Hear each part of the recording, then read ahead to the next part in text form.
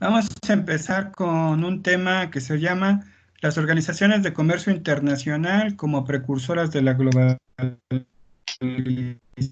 En clases anteriores hemos estado hablando de la Guerra Fría, de la posguerra fría, y en esta ocasión vamos a platicar de cómo estos fenómenos son precursores de la globalización y vamos a particularizar en instituciones que se crean después de la Segunda Guerra Mundial para regular las actividades económicas a nivel internacional.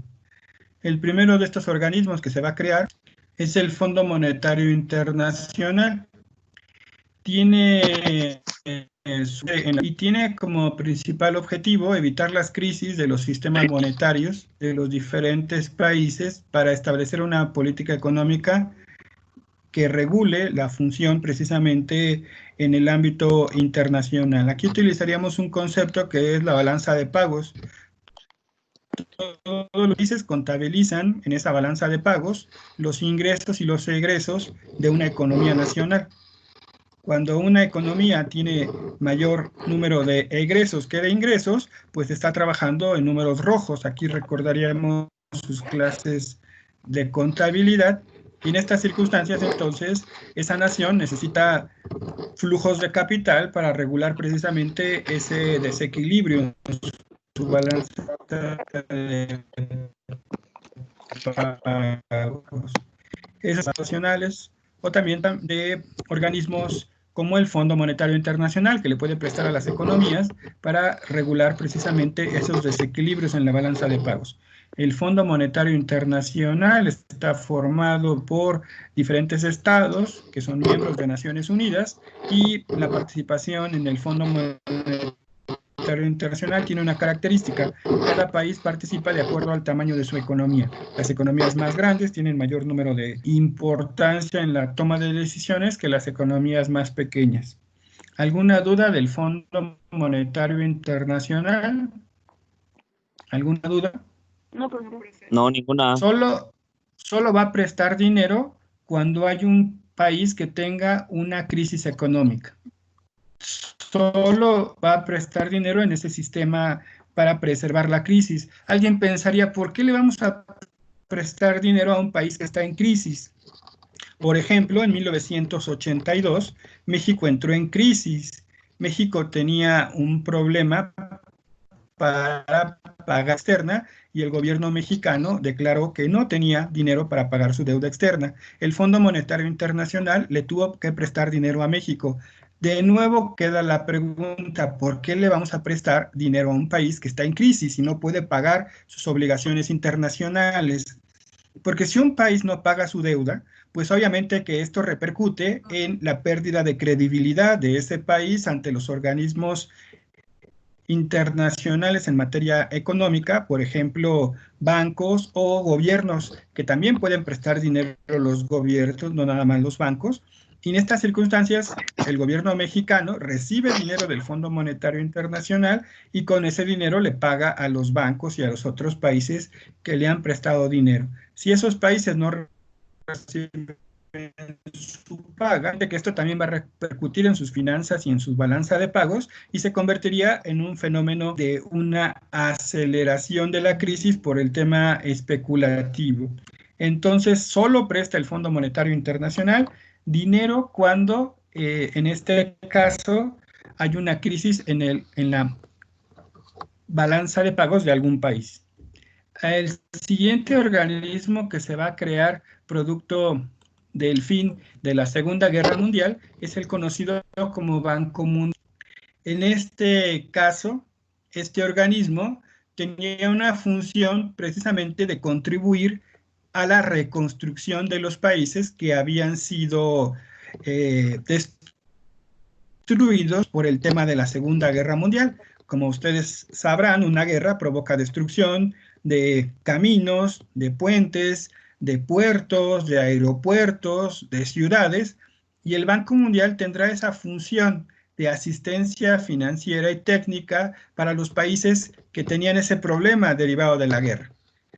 Una vez que los países europeos, que fueron los principales afectados por la Segunda Guerra Mundial, terminan el proceso de reconstrucción, incluso hay películas, hay videos, donde se señala después de la guerra, así queda una ciudad totalmente destruida, y hoy vemos imágenes de ciudades en Francia, ciudades en Italia, ciudades en Alemania, que no tienen ningún vestigio de ese problema provocado por la guerra. El Banco Mundial en los años 50 cambiará su para dar asistencia a países en desarrollo y dar préstamos con fomentar actividades de desarrollo. En este caso, el Banco Mundial da préstamos para construir una carretera, préstamos para construir un puente, préstamos para construir un pozo o un sistema de drenaje, préstamos para construir sistemas de metro o sistemas de transporte en una ciudad muy congestionada. Incluso el Banco Mundial da préstamos para el desarrollo de actividades que fomenten la economía de una región. El Banco Mundial solo le va a prestar a los países que tienen condiciones de menos desarrollo. Le va a prestar a países africanos, a países latinoamericanos, a países en Asia. No le va a prestar a Suiza, no le va a prestar dinero a Canadá, que son países con un alto nivel económico, no le va a prestar dinero a Noruega, le va a prestar a países que tienen menos condiciones de desarrollo y que esos proyectos que van a presentar al Banco Mundial tienen como función generar unas condiciones de aumento del nivel de vida de la población. Por ejemplo, una carretera le va a permitir a campesinos que sus actividades agrícolas puedan ir a venderse a otras poblaciones a través de una carretera que llegaría más rápido. O se va a dar un préstamo del Banco Mundial para construir una línea del metro en una ciudad colombiana donde la población tiene muchos problemas para transportarse. No se le daría entonces ese préstamo si no hay una condición para mejorar el tema del desarrollo de esa población. Sí me gustaría regresar al Fondo Monetario Internacional. Hay mucha diferencia entre uno y otro. El Fondo Monetario Internacional presta cuando hay una crisis en la balanza de pagos de un país. Y el Banco Mundial presta a un país. ¿Alguna duda con el Banco Mundial? ¿Me lo puede repetir? Es que se me trabó. Por favor. ¿A dónde te quedaste? Cuando dijo ¿A dónde te quedaste? Cuando los comparó al Banco Mundial y al Fondo Monetario. El Fondo Monetario Internacional solo presta cuando hay una crisis en la balanza de pagos de un país, con objeto de que no haya una crisis generalizada en el sistema financiero internacional. Si un país no paga, pues se ven afectados organismos financieros, tanto privados como países. Y el Banco Mundial da préstamos para generar proyectos que aumenten el nivel de vida de la población.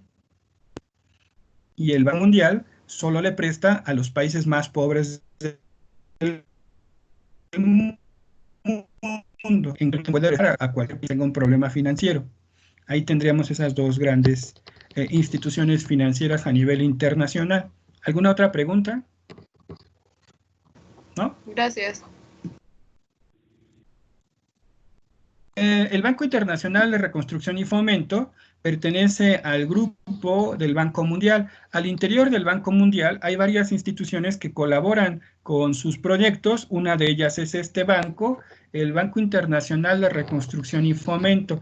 También se crea producto de la Segunda Guerra Mundial y este banco tiene como objetivo ofrecer financiamiento en mercados de capital, y también los créditos pueden ser en un largo plazo entre 15 y 20 años. Aquí participan 180 países, el Banco Internacional de Reconstrucción y Fomento. Este banco trabaja bajo el esquema del Banco Mundial, también con esta idea de generar proyectos de desarrollo. Tenemos también la Asociación Internacional de Fomento, también trabaja en el esquema del Banco Mundial, con esta particularidad de dar créditos para los países más pobres y proporciona créditos sin interés. Fíjense, aquí está el tema, sin interés a los países más pobres del mundo que tengan un ingreso per cápita menor a $945. Imagínense, vamos a dejarlo en $1,000. $1,000, si el dólar lo ubicamos en 20 pesos, estaríamos hablando ingresos per cápita. El ingreso per cápita se mide en forma anual.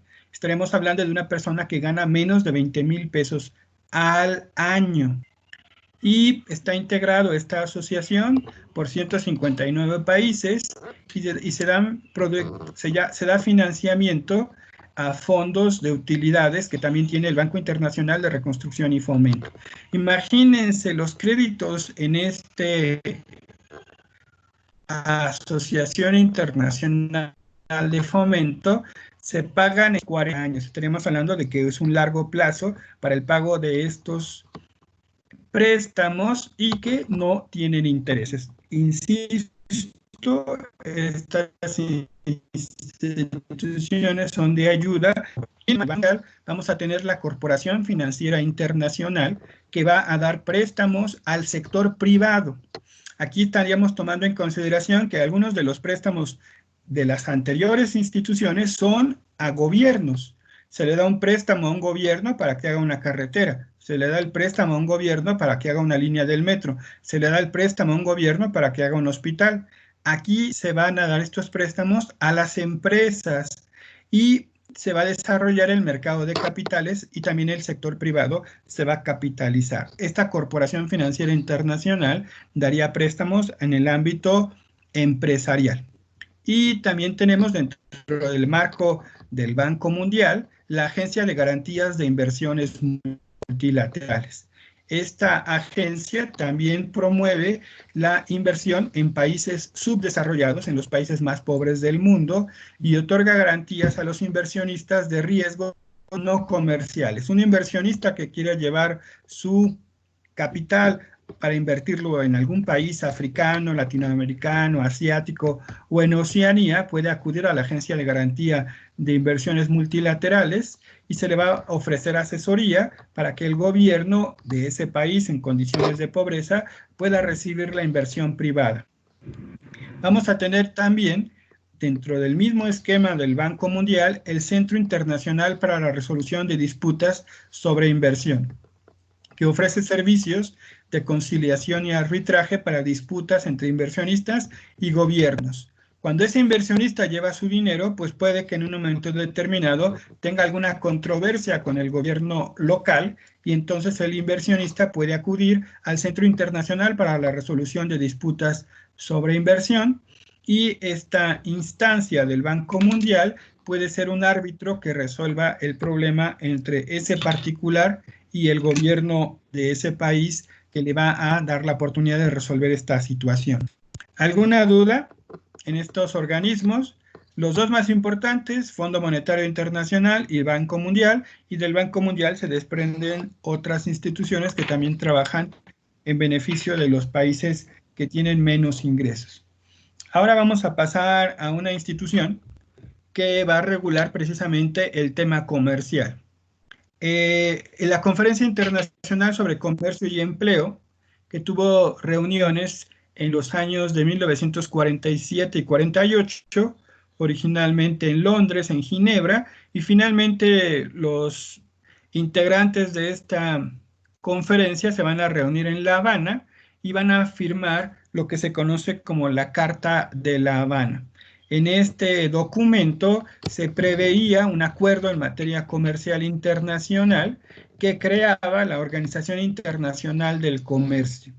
En este documento de 1948 nos vamos a encontrar que se postulaba un código de ética comercial a nivel mundial y se establecían normas que regulaban el comportamiento de los países en materia comercial. Sin embargo, el documento, la famosa Carta de La Habana, nunca entra en vigor y no se crea la Organización Internacional del Comercio. No tiene vigencia esta organización. Cuando un tratado internacional lo suscribe un país o una serie de países, tiene que entrar en vigor. Si no entra en vigor, el documento no sirve, no funciona, queda simplemente como un antecedente. En este caso, por ejemplo, si el documento de la famosa Carta de La Habana hubiera existido, pues sería precisamente un documento que tendría vigencia. A continuación, por eso lo pongo como antecedente del GATT, en 1947, cuando esta Carta de La Habana se habían percatado los países que la habían promovido, principalmente Estados Unidos, que no iba a entrar en vigor porque no iba a ser aceptada por los gobiernos de los diferentes países que la habían firmado, se propone en 1947 crear el Acuerdo General de Aranceles y Tarifas, llamado por sus siglas en inglés el GATT, el Acuerdo General de Aranceles y Tarifas. Esta nueva entidad entrará en funcionamiento el 1 de enero de 1948. Entonces, la Carta de La Habana es un antecedente que tenía una buena intención de tener un código de ética en materia comercial, pero no entró en vigencia. La que sí existió es el Acuerdo General de Aranceles y Comercio, el GATT, en 1948. El GATT se va a regir por el principio de la no discriminación. Todos los países que forman parte del GATT no van a tener esa función de que los productos que se van a vender entre esos países van a tener características de discriminación y también van a tener la famosa cláusula de la nación más favorecida. ¿Quién me comenta por una participación qué es la cláusula de la nación más favorecida? ¿Quién me ayuda? Y sus clases de comercio internacional. ¿Qué es la cláusula de la nación más favorecida? Paola Romero. Paola Romero a la 1. Paola Romero a las 2. ¿Quién tiene por ahí quién me iba a pedir la palabra? Perdón. Yo, profe. Adelante, por favor. Es que es como una inmunidad, ¿no? Por parte para una ventaja o algún favor que pueda tener algún país hacia, ajá, bueno, que está centrado ahí en el GATT, bueno, está estipulado ahí en el GATT. Ajá. En este caso, Diego Torres va representando a México y va a hacer una negociación con Alan Carrillo. Y Alan Carrillo va representando a Perú. Lo que México y Perú en esa negociación alcancen a suscribir, por ejemplo, van a bajar el 5% los aranceles en materia de productos agrícolas, tanto México como Perú, pero establecen en ese documento, como lo estipula el GATT en sus principios, la cláusula de la nación más favorecida.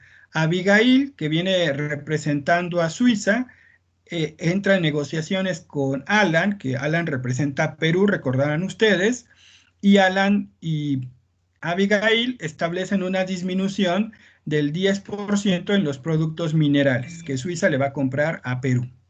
Diego, que representa a México, se entera de que Suiza y Perú tienen una disminución del 10% en los temas minerales. México le puede exigir a Perú que esa ventaja que le está dando a Suiza también se la tiene que dar a México porque tenían una cláusula de la nación más favorecida. La cláusula de la nación más favorecida, después de este ejemplo que puse con sus compañeros, la podemos considerar como una ventaja que le voy a dar a una nación, pero esa ventaja se la tengo que dar a todos los países que les establezco esa cláusula de nación más favorecida. Si yo tengo una negociación y a alguien le doy más ventajas en materia comercial, se la tengo que dar a las otras naciones que les di la cláusula de la nación más favorecida.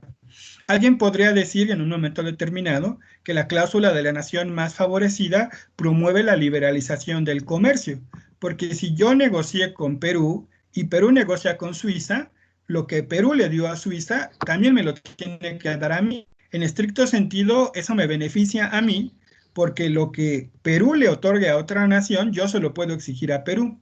Sin embargo, hay una crítica a la cláusula de la nación más favorecida, que como su nombre lo dice, solo favorece a las economías más fuertes, porque si económicamente Perú es una economía débil y ya negoció con México y ya negoció con Suiza, ahora Suiza también se puede ver beneficiado de lo que negoció entre México y Perú. Suiza también podría pedir que la negociación en materia agrícola también le beneficiara a Suiza. En este sentido, la cláusula promueve la liberalización del comercio, pero es más ventajosa para las economías más fuertes y se convierte en un sistema que favorece el crecimiento del comercio internacional siempre y cuando lo sepas aprovechar desde el punto de vista económico. No sé si hubiera alguna duda de la cláusula de la nación más favorecida. No, profe. ¿No? También el GATT, el Acuerdo General de Aranceles y Comercio, va a prohibir las restricciones cuantitativas, o sea, las cuotas en materia de comercio exterior. Si usted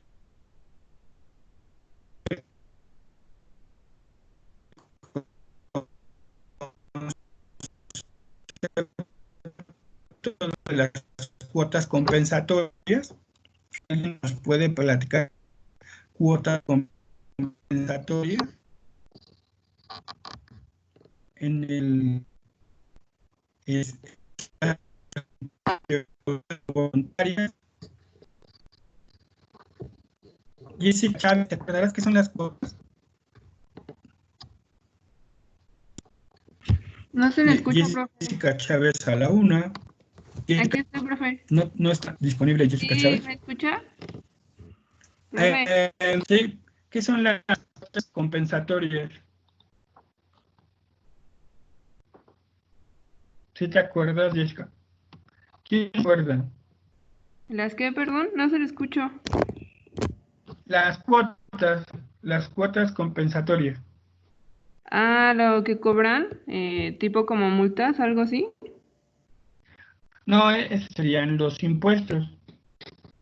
Es la cuota que se le pone a una Adelante, mercancía sí. para igualar el precio de un producto, ¿no? Ajá, en este caso, por eso el GATT dice, acá en la lámina, gracias Vivian, que prohíbe las restricciones cuantitativas. Acuérdense, un ejemplo de las cuotas en este sentido, solo voy a permitir la importación de 100 toneladas de azúcar. No voy a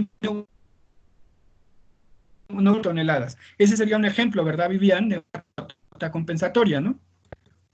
Que Sí. se va a contabilizar el número de productos que van a ingresar al país. Pero de repente llega alguien con un cargamento de azúcar y se da la contabilidad de que ya se rebasó las 100 toneladas y ya no se le permite la importación a ese comercializador, porque solo pueden venir 100 toneladas de azúcar de un determinado país. El GATT va a prohibir precisamente ese tipo de medidas no arancelarias. Aquí en el tercer párrafo estaríamos hablando de medidas no arancelarias. El dumping.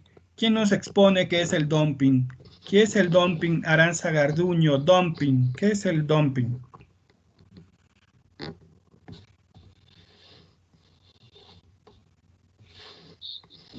Aranza Garduño. Adelante, por favor. Bueno, Aranza y luego... Sí. Aranza, ¿o quién tiene la respuesta? ¿Quién me da la excepción? Por una participación.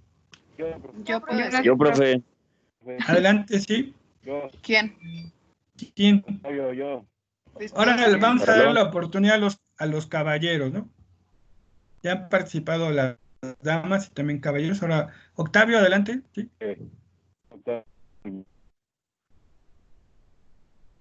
Adelante, Octavio. ¿Se le escucha a Octavio? No. No se le oye, Octavio. ¿Es bajar los precios? ¿Perdón? ¿Se me escucha? Otra. Ya te escucho. Profe, ¿ya me escucha? Adelante, Octavio. Sí, se escucha. Es bajar los precios de una manera desleal. Es una práctica desleal, bajando los precios. En el lugar de origen del productor, el precio es más caro. Sí. En el lugar de origen del productor, el producto es más caro. Y cuando lo va a exportar el productor, le baja de precio para que sea más competitivo en el lugar donde va a llegar la mercancía. Ese sería el dumping. Muchas gracias, Octavio. Y finalmente, el tema de las subvenciones, que también se les conoce como los subsidios. Los subsidios al comercio exterior también estarían prohibidos en el tema de los principios del Acuerdo General de Aranceles y Comercio. Los subsidios, cuando el gobierno le da dinero a los productores para que se dediquen a alguna actividad económica. Por ahí una anécdota muy buena en el tema de los subsidios, se las voy a platicar. Estamos en tiempo, ¿no? Sí, estamos en tiempo, ¿no? Ah, sí, todavía nos faltan 20 minutos. Les platico rápidamente la anécdota. En alguna ocasión estaba asesorando una tesis de una chica que quería hacer un plan de negocios en exportación de papa. Su mamá y varios de sus familiares tenían tierras para el cultivo de papa en Puebla. Entonces, a partir de esa experiencia que sus tíos y su mamá estaban haciendo un negocio para exportar, bueno, para producir y luego exportar papa, ella quería hacer su plan de negocios. En estas condiciones, uno de sus tíos, y no le daba pena, ella lo comentaba, era bolero, se dedicaba a bolear en la ciudad de Puebla, y muchas veces entraba a las oficinas de gobierno y estaba trabajando con los funcionarios públicos, y entraba a la oficina de gobierno del gobernador y estaba por los pasillos, y de repente estaba haciendo su trabajo de limpieza del calzado, y uno de los funcionarios comentó que del gobierno federal, o sea, de la Ciudad de México, le habían dado una autorización para repartir 100 tractores. Entonces, que iba a dedicar precisamente pues varias acciones para esa actividad. Y él terminó de hacer el aseo del calzado de los dos funcionarios y le dijo, oiga, jefe, ¿y qué necesito para que me dé un tractor? Y dice, no, pues nada más acreditar que tienes tierra cultivable y te doy el tractor. Ah, pues es que mi esposa y sus hermanos están haciendo un proyecto para el tema de la papa, y ya si tanto cuento, les platico que le regalaron el tractor. ¿Qué es eso de regalar el tractor? Pues es un subsidio. El gobierno mexicano tenía dinero y le regaló el tractor a esos productores. ¿Cuánto creen que cuesta un tractor?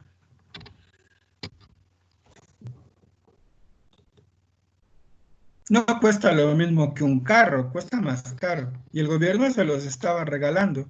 Ese es un subsidio, porque esos productores agrícolas de papa con el tractor que no iban a pagar, pues tendrían mejores opciones de producir su papa y exportarla. Las naciones en este sentido, pues no tienen una competencia desleal, como nos dice Octavio. Aquel que regaló el tractor, pues le permite al campesino, al inversionista, producir en una forma más óptima que aquel que no recibió tractor por parte de su gobierno.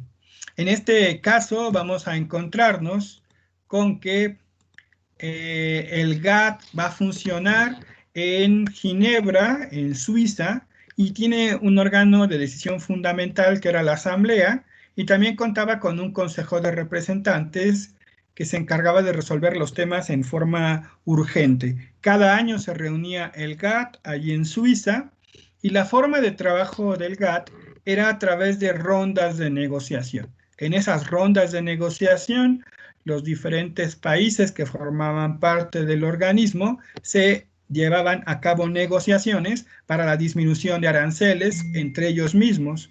Primera ronda, las rondas de negociación generalmente tenían nombres de personalidades o de las ciudades donde se llevaban a cabo. La primera ronda es en Ginebra, en 1947, participan 23 países. La segunda ronda, Annecy, en Francia, es de 1949 y solo participan 13 países.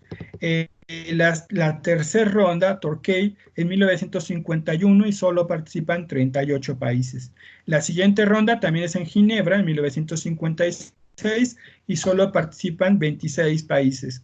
La siguiente ronda es la ronda Dillon, en 1962, solo participan 26 países. La siguiente ronda es la ronda Kennedy, se le pone este nombre en honor al presidente de Estados Unidos que murió en 1963 y es de 1967 y solo participan 62 países. La siguiente ronda, como su nombre lo dice, es en la ciudad japonesa de Tokio. Esta ronda tiene mayor vigencia del 73 al 79 y la integran 102 países. Y la última ronda donde va a participar el Acuerdo General de Aranceles y Comercio, el GATT, es la ronda Tokio de 1986 a 1973, es la ronda con mayor número de países, es la ronda donde vamos a tener mayor tiempo de la negociación. Vale la pena hacer la observación que México va a entrar al GATT en 1985. México no formaba parte de este acuerdo comercial porque la política en materia comercial de México después de la Segunda Guerra Mundial será una política de proteccionismo, no permitir la entrada de mercancías extranjeras.